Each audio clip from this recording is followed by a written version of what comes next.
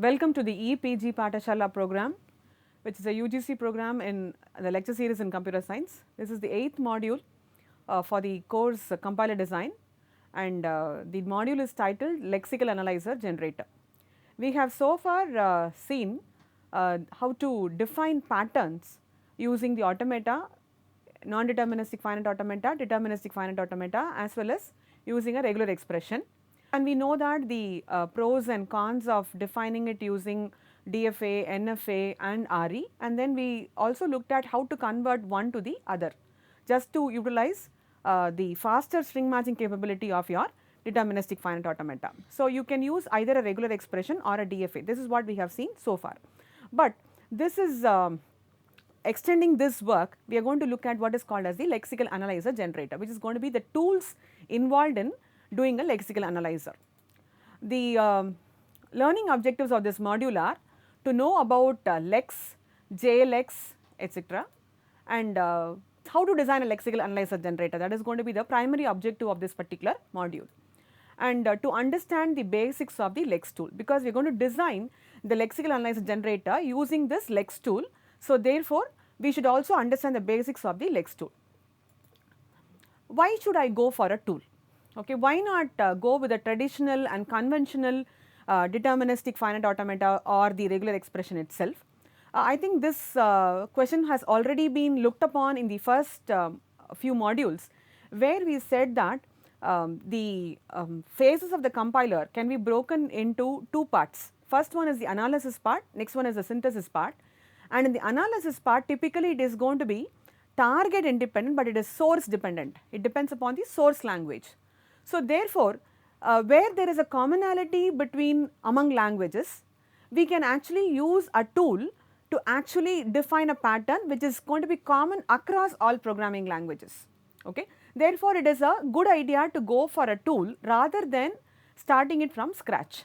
Starting from scratch is again difficult, okay, because that is the functionality of lexical analyzer is it should basically improve, it should be simple to design and it should have a higher efficiency. So, therefore, we go to the aid of a tool, so that starting from scratch will be difficult. Therefore, to avoid this difficulty, we normally resort to a tool, and we resort to a tool by defining patterns and cater to a programming language. So, this language which is actually defined by lex is actually a rule based programming language, where rules are defined, and then using those rules you can actually define your pattern, and once the pattern basically gets matched, you will be in a position to get your final tokens, which is the job of a lexical analyzer.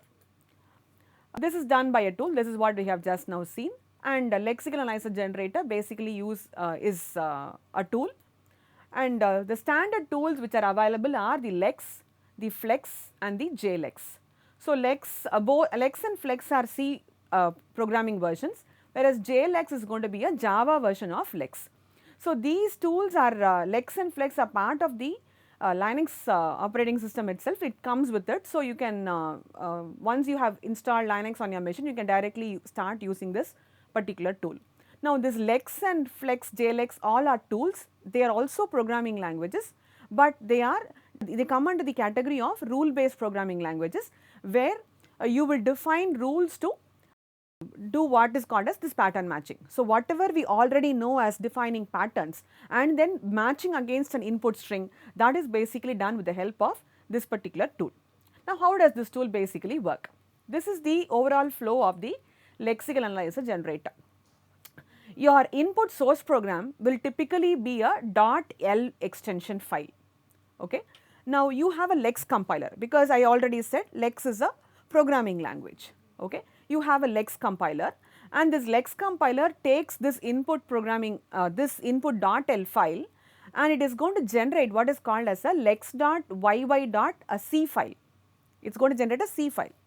Now, once I have a C file, I know that I can run it through a C compiler, and then I can basically generate my output using my a.out. When an input string comes into picture, I can execute it using the C file, and then I can generate my token sequence. So, input we have you already know C programming language or C++ or whatever programming language, every programming language will have its own extension. Now, according to that, the Lex program basically you have a .l extension. So, you have a Lex compiler here again which comes part of the Linux operating system. So, Lex compiler will compile the .l extension and it is going to convert that into a .c extension. So, it is called as the typical file it generates is lex.yy.c. This is a typical file which is generated whatever be your input. So, it is going to generate lex.yy.c and that is given to the C compiler which is going to generate a.out. I mean it becomes a typical C program. So, once you have a typical C program, you can basically run it through a C compiler to generate your output sequence. Once you have the C executable, you can give some data in your input stream and whatever data you do, depending upon whatever logic you have written in your .l file, the corresponding tokens will basically be generated. So, we will have examples here, we will see one by one. The Lex program typically consists of 3 parts. This is going to be a .l file. Okay. The initial, it has got 3 sections. First one is called as a declaration section. Next I have a translation rules and the third one is actually called as set of auxiliary procedures. Now, the double percentage which is available between declaration and translation rules and the double percentage is which is available between translation rules and auxiliary procedures, that indicates end of the declaration part and beginning of the next part. Similarly, the one which is available between the translation rules and the auxiliary procedure indicates end of translation rules and beginning of auxiliary procedure. So, that acts like a delimiter to separate the sections of your Lex program.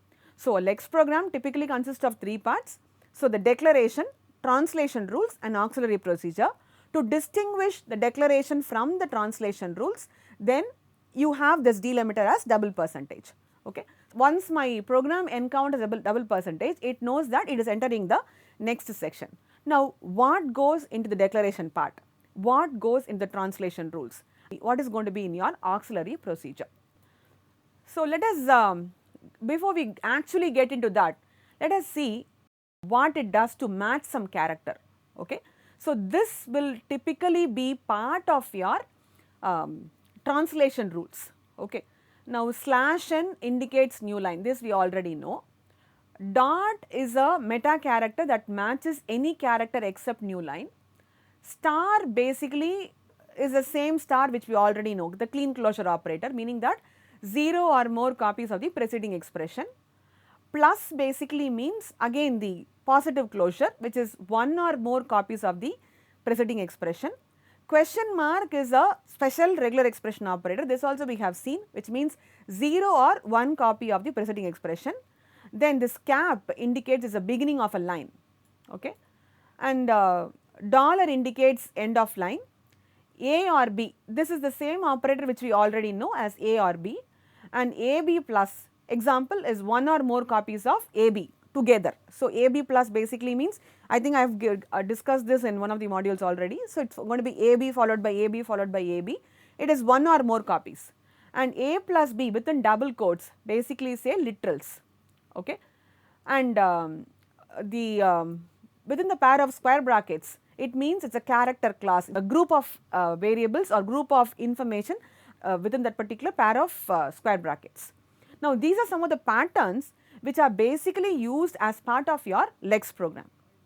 Okay. Certain things we already know, that is we know what is a star, what is a plus, what is a question mark and what is a /n. /n is new line, we already know that. These meta characters are basically defined as part of the, one section of the translation rules. Okay. Now, what do I mean by those is what I have basically given here as part of matches, but this is basically used to define the pattern for your Lex program. Okay. And we also have dollar indicating end of line, A or B the same thing, and within the pair of square brackets you have what is called as the character class grouping. Now, declarations, this is the first section of your Lex program. Typically here I am going to use delimiter, okay. A delimiter basically is given by /t or /n. WS word space basically means delimiter plus, meaning that one or more delimiters will constitute your word space. I can have double tap to indicate space between words, or I can use a /n to indicate that I am going to get a new word after this basically. So, one or more combinations of this delimiter is what my word space is. So, I am defining here some declaration where delimiter basically means, delimiter indicates, it corresponds to whether if I encounter a tab or a new line, that is my delimiter. And what is a word space? Typically delimiter is used to separate out words. WS indicates word space, which is delimiter plus, meaning that one or more delimiters will basically constitute your word space. And letter basically means what? Letter basically means anything within this particular character class. So, if you remember that, we also had an example here where we looked at within the character class, okay, this square brackets is character class, and that is exactly what I am trying to tell here. So, letter basically means within the grouping A to Z, any one, anything, this will qualify for the declaration letter, that is what it basically means. And digit is 0 to 9. So, anything which is available from 0 to 9. So, I can also use a hyphen, which means that from 0 to 9. So, it is a sequence. So, 0, 1, 2, 3 etc. up to 9, that will qualify for the declaring digit.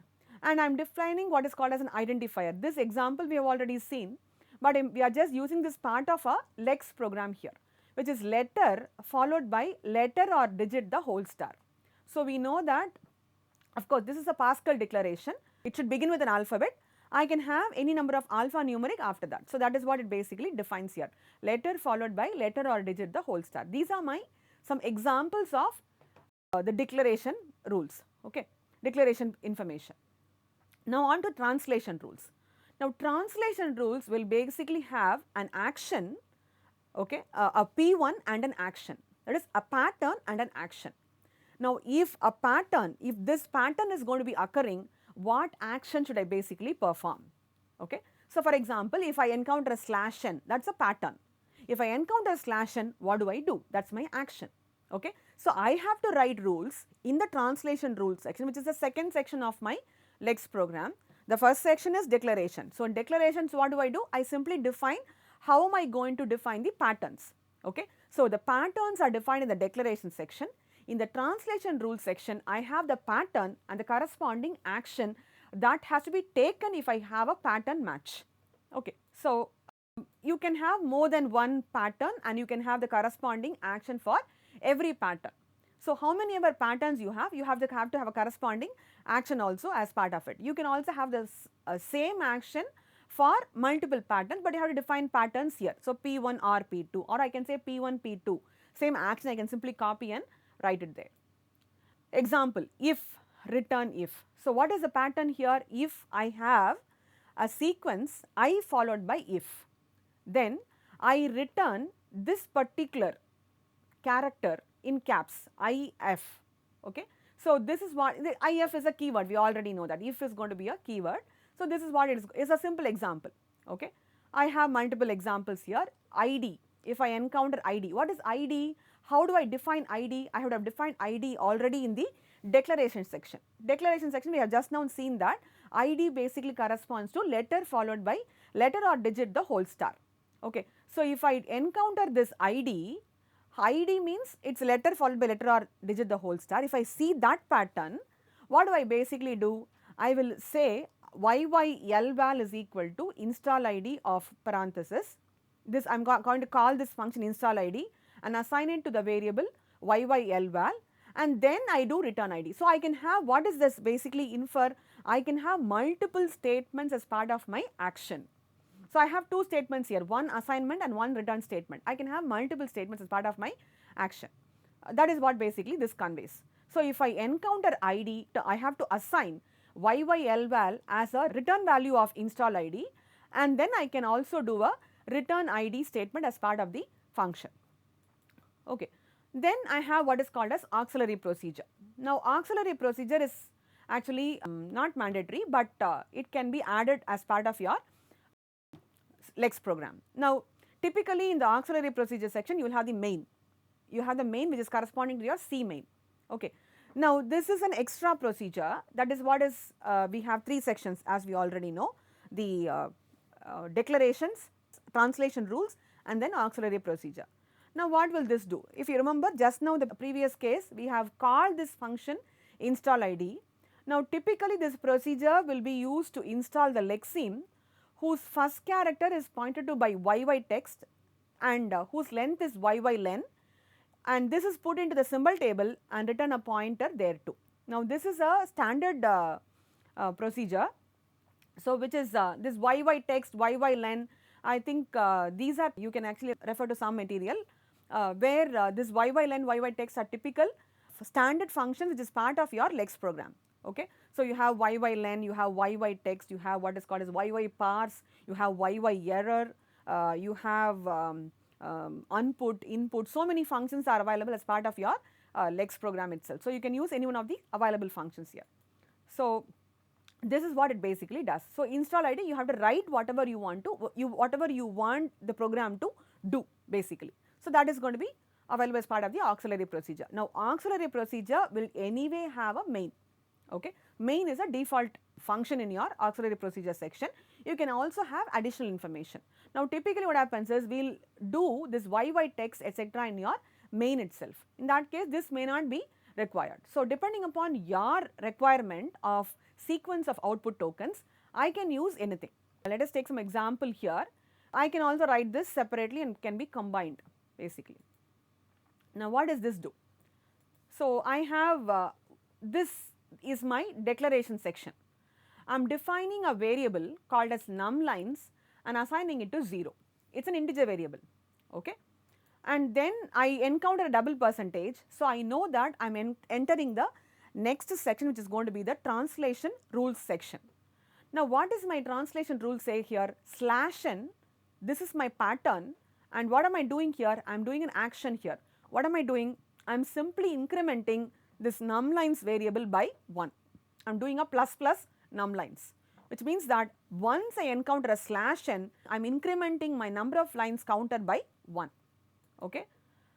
And that is it, I am not, and once I say a dot, I put a semicolon and that is going to be basically end of it, double percentage, which means I am entering the next section which is going to be auxiliary procedure section. Now, in the auxiliary procedure section, I said I am going to have a default main, that is what I have here, which is going to call this YYLex. This is a default function which is typically called as part of your main. And what does this do? This also does a printf number of lines is equal to %d num underscore lines. How does this program work? Let us just take a small look at it. Now, this is your .l file, call it as a.l. Okay. You run it through a lex compiler where you will compile it as lex space a.l space lex.yy.c and you will compile it. Once you compile it, you will generate a lex.yy.c. Second line, if there is no error in your code, it will go for a command prompt. In that case, what do? You simply say cc, you compile it as a C program, cc lex.yy.c, and then once you do an a.out, you will be prompted to enter some lines. Okay. So, you will enter some lines of text here, and then once you do an end of line, it is going to basically semicolon is going to be your final terminating point. So, once you enter semicolon, it is going to say okay, end of input, therefore, it is going to count how many lines you have basically entered. Again, this is not the only way to do it, I can do this in multiple ways. I can read it from a file, okay, and then count how many lines this file has basically got. Okay. Anything is basically possible. So, the next example, okay, now what does this do? Int nchar n word n line. Okay. You are defining 3 variables here, nchar, n word and n line to count the number of characters, number of words and number of lines. Now, what am I doing here in the second section, double percentage, so second section. So, in that case what do? I look at /n. If I encounter /n, what do? I have to know that I have to increment my line number by 1 as well as I have to increment my number of characters by 1. That is what I have done as part of the action section here. Okay, space alone is required. So, When I have a pattern here and I have a action here, separating the pattern and the action, I have to basically give a space. Okay. And what does this do? It is a cap or a slash t or a slash n plus. This is my word space. I know slash t slash n is my word space. Okay. If I encounter that, it means what? I have crossed one word. So, in that case, I am counting my number of words by 1, okay, and number of characters will be n char plus equal to yy len, which means what? Number of characters is equal to number of characters plus yy len. So, so far whatever you have encountered, so yy len will give a the length of the text, okay, yy text. So, whatever is there, that will be incremented and that will be stored in number of characters. Dot, I also increment the number of characters by 1, okay, n char plus plus. So, I will also increment it by 1 more. So, this is my pattern. So, I am incrementing my word count as well as my character count here. That ends my translation section, and on to the third part, which is the auxiliary procedure section. There what do? I simply call yylex, and I am simply going to print percentage d slash t, percentage d slash t, n char, n word and n line. I am going to print all the 3 variables here. Of course, you have to initialize here, all those things are mandatory. This is just a example. It's a, I haven't initialized here, so it's a simple example here, okay, and then return 0 just to complete your code, okay. Now, this is what I said. We have seen some functions so far here, which talks about yylex, yylen and so on and so forth. Now, what does these functions basically tell you? Now, yylex, basically it's a call to invoke lexer and it returns a token. So, that is definitely mandatory as part of your lex program, okay, just to invoke the lex compiler. And then yytext, it is a pointer to a matched string. So, typically where will the string get matched? It gets matched in my pattern, okay. So, that pattern if it matched, yytext typically points to the matched string, okay, and yylen will give you the length of the matched string, okay. And we also look at yyelval, which is a value associated with the particular token. Now, what values can a token basically take? If it is a constant, it can take the constant value itself, okay. If it is going to be a variable, it is going to take identifier and so on. And ywrap, this is again going to be a normal default functions part of your lex compiler. It simply wrap up, that is return 1 if it is done and 0 if it is not done. That is, once your program is finished, it returns 1 if there is nothing more to process, and it is returning 0 if it is not done with processing.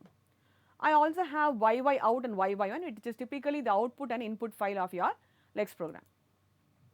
And begin condition, echo. So, these are basically other functionalities, okay, which is switch start condition and write match string, etc. Now, this is a C version. So, lex and flex basically I can use the same terminologies and I can use the same program to get your C version of your lex program.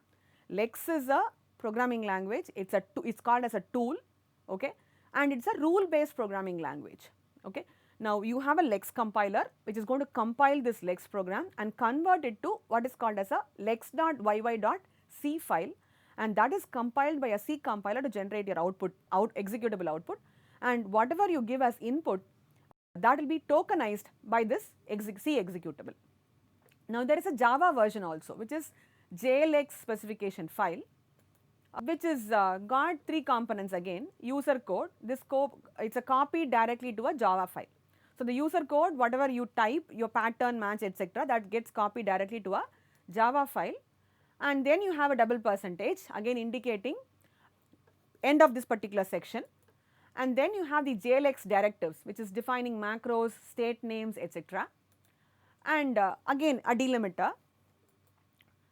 Then you have the lexical analysis rule. So, it is just changed, the information is basically changed in the JLX specification file as compared to your typical C lex program. So, here rules comes at the end, their rules as part of the second section. Here if you look at it, the user code is at the last in my C file, whereas here it is in the first, and the directives which is in the preliminary the first section, now it comes at the second, Okay.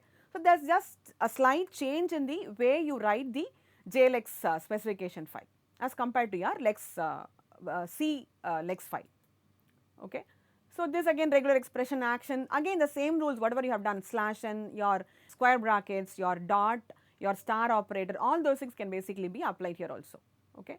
Now, this how to break an input to tokens in the JLX specification file. That is what we are trying to look at, and what action should you do when a token is getting matched. Let us take this example here, import java underscore cup dot runtime, which has got double percentage and then percentage cup here, and then the next section where I am initializing a counter variable to 0 and then I am closing it here. So, percentage end of value system dot, this is my C Java code here, line number is equal to plus line counter, okay, return new symbol, symbol dot EOF, end of file. So, the same example whatever we talked about in C is applicable here also, okay. Only thing is the way in which you write is going to be different, okay. And this is again counting new lines, new line is equal to slash n, again delimiter, and then new line will be you increment the line counter, and then the same example of encountering how many lines. This is what we basically look at. So, Java and C versions both are exactly same only. It is just that how you define and how you write your auxiliary procedure using Java or C is basically different. So, this is the example which we saw earlier. So, this can basically be modeled using what is called as your Lex program. Okay. So, it returns ID. Now, this returns ID if you could remember. Okay. Returning ID is done as part of the C program itself. Okay. Now, to summarize what we have seen as of now, we have looked basically at the Lex, Flex and JFlex, where Lex and Flex are C versions of your Lex program and JFlex is a Java version of your C program which has got 3 components. So, all you have to write is declare some variables, initialize them basically in your first section, second section write pattern and write actions that matches a particular pattern, and in the third section call the appropriate functions so that the pattern is matched and then the action is basically taken to give you only a sequence of tokens. Rather than going with the construction of a RE and an NFA, this basically is going to be much more convenient and much more simpler. So, this is part of the second module, which is next module, which is the parser. So, we conclude this module with this summary.